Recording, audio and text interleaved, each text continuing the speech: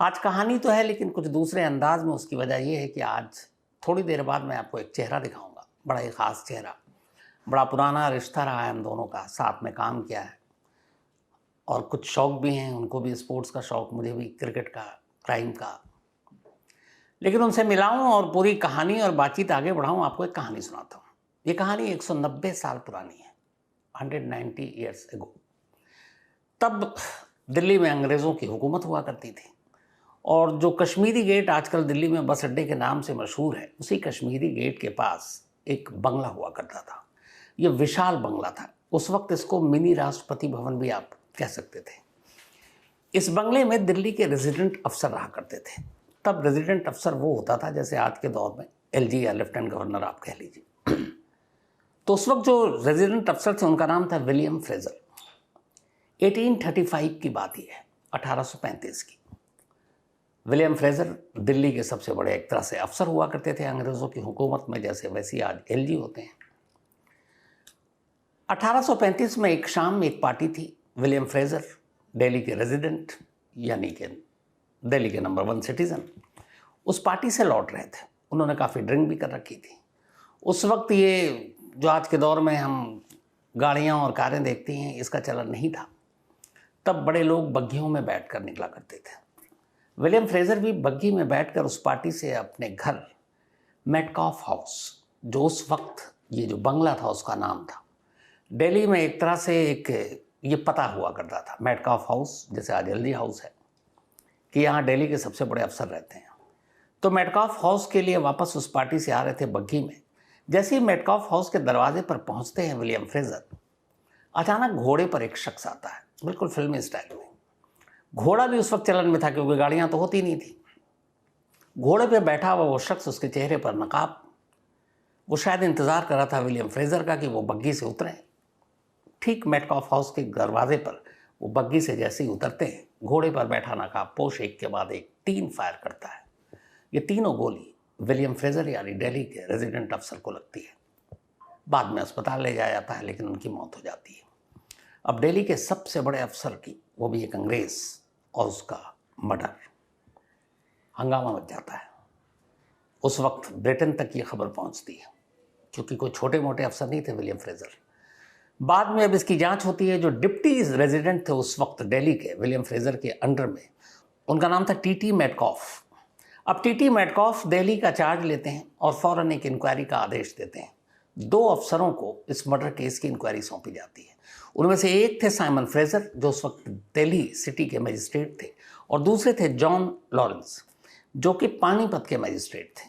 अब इन 2 मजिस्ट्रेट के जिम्मे दिल्ली के रेजिडेंट यानी विलियम फ्रेजर के कत्ल की साजिश को सुलझाना था। जांच शुरू होती है, धीरे धीरे वक्त बीतता है। अखबारों में तब भी ये सुर्खियां थी। इसी दौरान कुछ वक्त के बाद जो ज़ीरो इन होता है इस मर्डर केस को लेकर, वो दिल्ली के आसपास, जैसे आज गुरुग्राम है या बाकी शहर हैं, तो दिल्ली के इर्द गिर्द अलग अलग सारी रियासतें हुआ करती थी। छोटे छोटे राजा, नवाब, वो ये सब रियासतें चलाते थे। तो उसी वक्त ये जो गुरुग्राम या गुरुगांव पहले, या गुरुग्राम का जो पूरा इलाका है, ये एक रियासत था जिसमें 2 लोग अलग अलग, मतलब कई राजा थे, उसमें से 2 की मैं ख़ास तौर पर बात करूँगा। तो उनके हवाले ये सारी रियासत हुआ करती थी। एक का नाम था शमशुद्दीन। इंक्वायरी अचानक पहुंचती है, शमशुद्दीन जो उस वक्त के नवाब थे उनकी तरफ घूम जाती है, शक का पूरा दायरा। उसकी वजह ये थी कि ये कहानी सामने आती कि विलियम फ्रेजर का एक इंडियन महिला के साथ अफेयर था और इत्तेफाक से वो लेडी शमशुद्दीन की रियासत की थी और वो वहाँ के नवाब थे, और शमशुद्दीन का भी उस महिला के साथ करीबी रिश्ता रहा है। तो फिर ये बनाया गया कि ये इसी रिश्ते की वजह से ये खून हुआ। दूसरा ये भी था कि जो उस वक्त रेजिडेंट थे विलियम फ्रेजर, उनकी इस शमशुद्दीन की रियासत पर नज़र थी। वो चाहते थे कि उनकी सारी ज़मीन, रियासत दिल्ली के हिस्से में शामिल कर लें। पूरी इंक्वायरी ख़त्म होती, 2 मजिस्ट्रेट की इंक्वायरी के बाद शमशुद्दीन को बुलाया जाता है दिल्ली धोखे से, और फिर उन्हें बताया जाता है कि आपको विलियम फ्रेजर के कत्ल के इल्ज़ाम में गिरफ्तार किया जाता है। साथ ही उनके एक सहयोगी और साथी, उनको भी गिरफ्तार किया जाता है। और इसके बाद इन दोनों लोगों को, जो सहयोगी थे करीम खान नाम उनका, 4 महीने से भी कम वक्त में सितंबर 1835 में पहले करीम को फांसी दी जाती है और उसके ठीक 1 महीने बाद अक्टूबर 1835 में शमशुद्दीन जो कि नवाब थे उनको फांसी दे दी जाती है और कहा जाता है ये केस क्लोज। मोटिव ये बताया गया कि विलियम फ्रेजर का शमशुद्दीन की हिरासत में रहने वाली एक महिला के साथ रिश्ता था और शमशुद्दीन को इसी बात पर गुस्सा आया। उसने अपने ख़ास करीम खान को भेजा और जो घोड़े पे बैठा हुआ शूटर था वो शायद करीम खान था और इसीलिए उसने गोली मारी, दोनों को फांसी दे दी गई। कायदे से केस क्लोज हो जाना चाहिए, लेकिन ऐसा हुआ नहीं। खुद अंग्रेज़ी हुकूमत, अंग्रेज़ों ने लंदन में बैठकर इंग्लिश न्यूज़पेपर में जो सारी स्टोरी छपी उसके बाद ये सवाल उठाया था case Metcalfe house murder case की जांच कभी सही से नहीं हुई, सही कातिल नहीं पकड़ा गया, गलत ट्रायल हुआ, गलत 2 लोगों को फांसी दी गई और ये सब कुछ एक अंग्रेज़ अफसर की साजिश का नतीजा था। ये तो आपको मैंने शॉर्ट में कहानी सुनाई। अब ये बुक है इस वक्त मेरे हाथ में, मेटकाफ हाउस। मेटकाफ हाउस 1835 का कत्ल की साजिश और साजिश में लिपटी मोहब्बत की एक दास्तान। और सबसे खूबसूरत चीज़ इस किताब की है, नीचे ही लिखा हुआ नाम, गोपाल शुक्ला। अब इस नाम से बाहर सीधे लाइव उनका आपको चेहरा दिखाते हैं। ये रहे गोपाल शुक्ला। बहुत खूबसूरत किताब लिखी है गोपाल तुमने। Thank you. कैसे लिख लेते हो? आपसे ही सीखा है। इतने दिनों साथ में हम लोगों ने काम किया, क्राइम के तमाम पहलुओं को आपने समझाया, सिखाया, बताया, क्योंकि हम तो पहले खेल के हुआ करते थे। हाँ, लेकिन तुमने बहुत खेल खेला। हाँ, खेल खेलते रहे, लेकिन अचानक एक ज़िंदगी मौत का खेल भी आपके संगत में रहते हुए सीखा थोड़ा बहुत। लेकिन उसकी बारीकियों ने हमको कई चीज़ों को समझने का मौका दिया और उसके बाद कालांतर में चीज़ें धीरे धीरे सामने आती गई, कहानी सामने आई, फिर किरदार सामने आए और फिर जब सबको इकट्ठा किया और तो एक कहानी बन गई। भैया एक चीज़ की तारीफ़ करूंगा और मुझे अफसोस भी इस बात का होगा, ये एक बेहतरीन मर्डर मिस्ट्री थी। बेशक 190 ईयर्स अगो, 190 साल पहले 1835 में, 2035 में 200 साल पूरे हो जाएंगे। ये कहानी कभी मेरी नज़र से नहीं गुजरी कि एक ऐसा मर्डर जो दिल्ली के उस वक्त के सबसे VIP एड्रेस के गेट के बाहर घोड़े पे सवार एक शूटर आता है और दिल्ली के सबसे बड़े अफसर को गोली मारकर चला जाता है। और इस कहानी में वो सारे एलिमेंट हैं जो एक क्राइम की स्टोरी को बहुत खूबसूरत बनाती हैं। तो ये कहानी, ये स्टोरी पहली बार कहाँ मिली थी? ये मुझे नहीं मिली। ये बहुत छोटी सी बहुत इंटरेस्टिंग कहानी है और शायद आपको याद भी होगा कि 2014 में जब हम लोग वारदात के कार्यक्रम को निकाला करते थे, दोपहर में अक्सर हम आपसे बीच में छुट्टी लेकर किसी कवि गोष्ठी में या किसी बुक लॉन्च में हम चले जाते थे। तो उसी दौरान मेरी एक मशहूर लेखक हैं असगर वजह साहब, तो उनकी 5 किताबें हिंदू कॉलेज में लॉन्च हो रही थी और मुझे इत्तेफाक से उसका इनविटेशन मिला था और मैंने आपसे परमिशन लेके बाकायदा हम वहाँ गए थे। और इत्तेफाक से जब हम लोग लौट रहे थे तो हम लोग एक ही गाड़ी में थे और यूनिवर्सिटी से निकलते वक्त कश्मीरी गेट वाले रास्ते से हम लोग राजघाट वाले रास्ते से नोएडा आ रहे थे।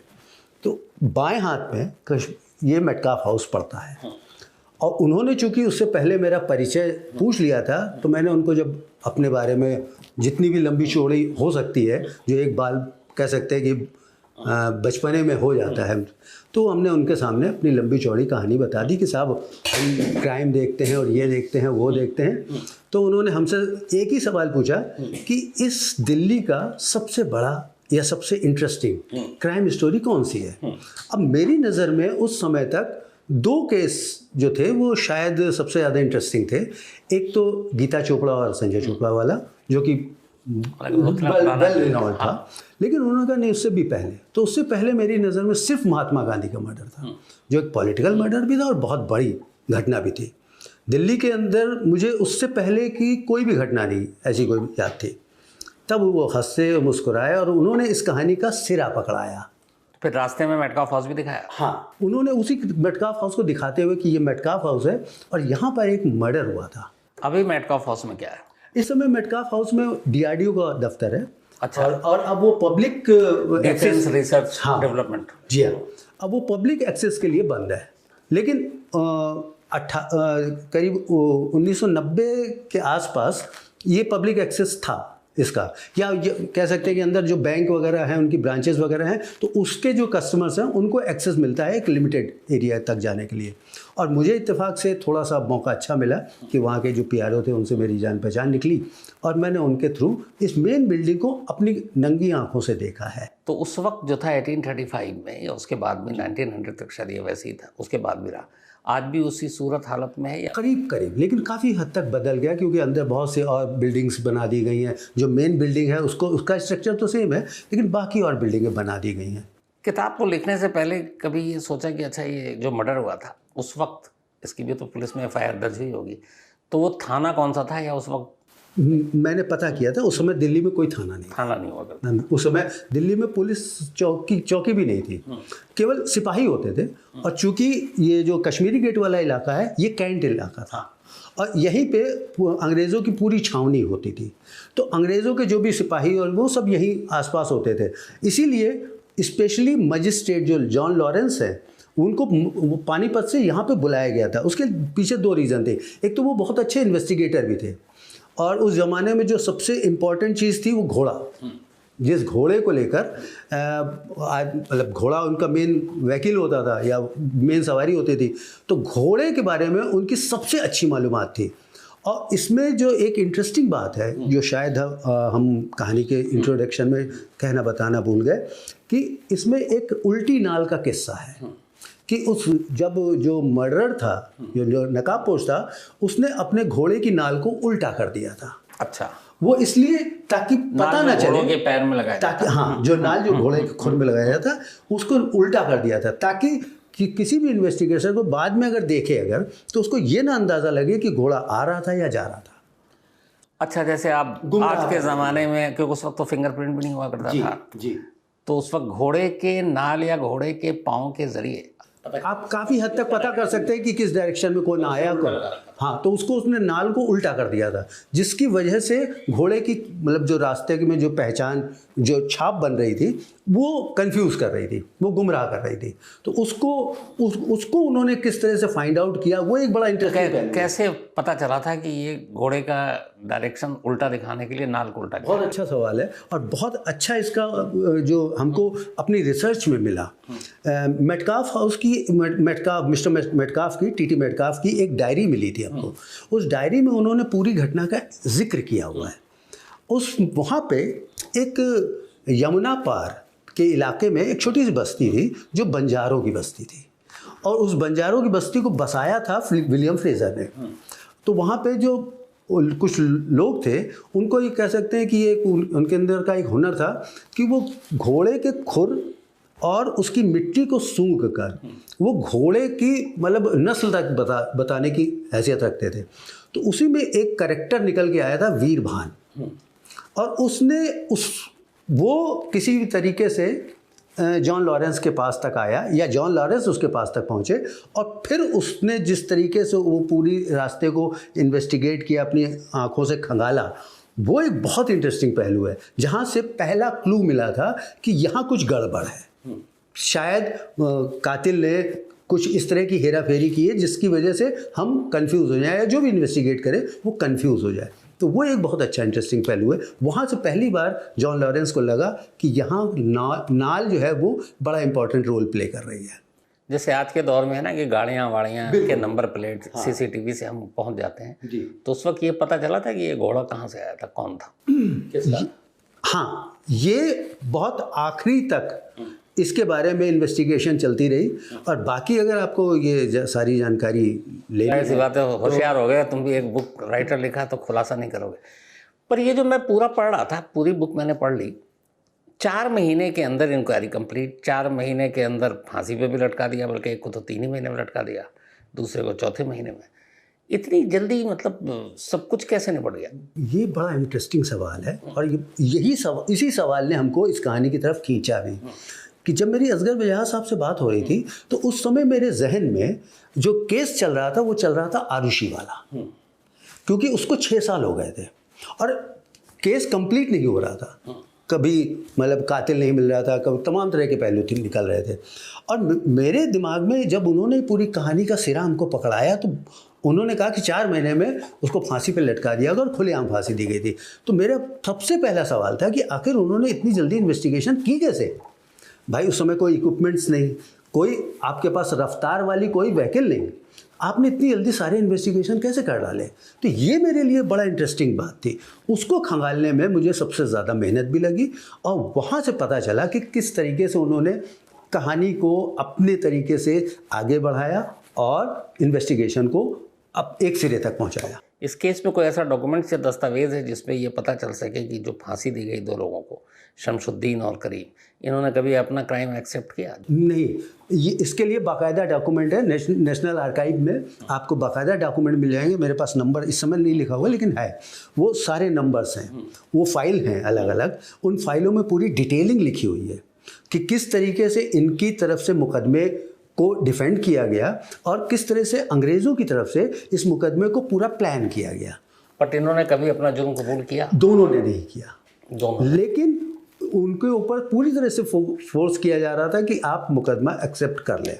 तो इस कत्ल के पीछे मतलब बहुत गहरी साजिश थी? बिल्कुल, दोनों तरफ से, दोनों तरफ से। क्योंकि अगर जिसने भी कत्ल करवाया उसकी भी बड़ी अच्छी प्लानिंग थी और जब इन लोगों ने इन्वेस्टिगेट करके चीज़ों को आगे बढ़ाया तो इनकी तरफ से भी कुछ ना कुछ अच्छी कॉन्स्पिरेसी हुई, जिसकी वजह से मामला जो है वो एक सस्पेंस में क्रिएट हो गया।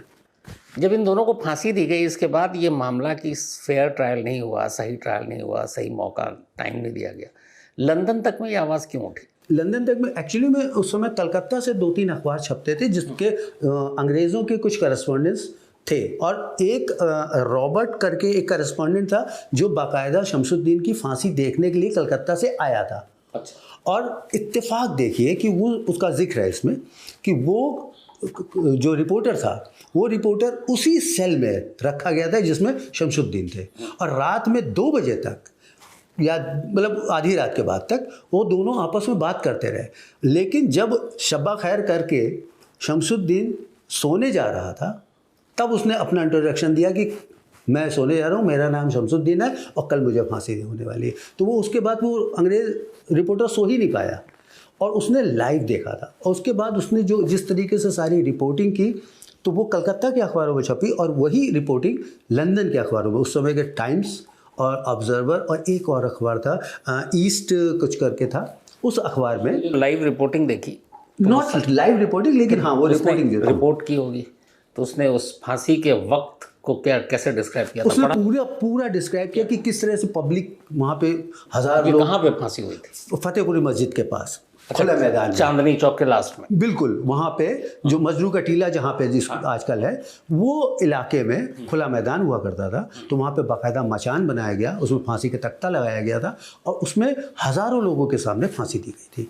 और जिस वक्त शमशुद्दीन को फांसी दी जा रही थी सबसे इम्पॉर्टेंट बात ये थी कि पुलिस मेरठ से 12,000 सिपाहियों की बाकायदा टुकड़ी मंगाई गई थी कि किसी भी तरीके का कोई बलवा हो तो उसको कंट्रोल किया जा सके। अंग्रेज इतना ज़्यादा डरे हुए थे। तो इसका कोई विरोध हुआ था उस वक्त? विरोध छुटपुट होने की गुंजाइश तो थी लेकिन हो नहीं पाया, उसको अंग्रेज़ों ने सप्रेस कर लिया था। आखिरी सवाल, चूंकि ये कहा कि फेयर ट्रायल नहीं हुआ, दोनों ने एक्सेप्ट भी नहीं किया कत्ल, और तुमने चूँकि किताब लिखी है, पूरी स्टडी की, रिसर्च की, तो मैं जानना चाहूँगा कि क्या इन दोनों को सही सज़ा मिली थी, और नहीं तो फिर इस कहानी का क्लाइमैक्स कौन है, असली कातिल कौन? असली कातिल के लिए तो आपको किताब पढ़नी पड़ेगी। अच्छा, मैं तो पढ़ चुका लेकिन अच्छा हाँ। तो क्राइम तक फैमिली मेंबर बहुत इंटरेस्टिंग बुक है और मैं इसलिए भी मेरे लिए यह है कि एक 190 साल पुराना मर्डर केस जो मुझे खुद पता नहीं था, जब गोपाल ने ये किताब लिखी तब पता चला, और जिस तरीके से इसका ट्रायल हुआ और जैसे मर्डर हुआ, जो पूरे क्राइम सीन है ना, वो अपने आप में बड़ा थ्रिलिंग है। और फिर आखिर में ये केस कहाँ पर जाकर रुकता है और क्लाइमैक्स क्या होता है, उसको जानने के लिए ये मेटकाफ हाउस, गोपाल शुक्ला पढ़िए।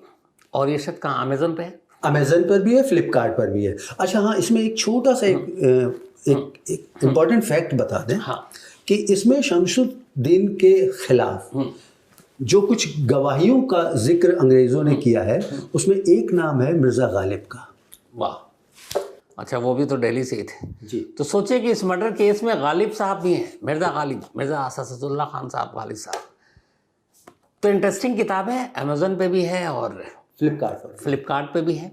पढ़िए, पढ़ने के बाद अपनी राय दीजिए और गोपाल शुक्ला का हौसला भी बढ़ाइए, इसे वैसे ही प्यार दीजिए। तो थैंक यू सो मच और ऑल द बेस्ट गोपाल। मैं चाहता हूँ कि तुम्हारी ये किताब ज़्यादा से ज़्यादा लोगों तक पहुँचे, पढ़ें। इस क्राइम थ्रिलर मर्डर मिस्ट्री, इसमें मोहब्बत भी है, साजिश भी है, अंग्रेज़ भी। तो इसी के साथ कहानी में आज इतना ही है।